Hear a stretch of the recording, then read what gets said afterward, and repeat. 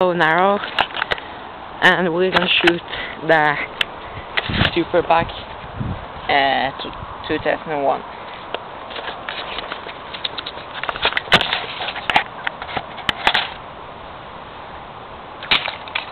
Oh fuck! Straight in the middle. Look at it. It's just fuck. See what? Just oh fuck! How the hell it goes through that one. It's gone through this. Okay, it's broken. And that's what she said. Okay. Gi meg sammenligelse. Ikke slå I munnen. Bare drit I det.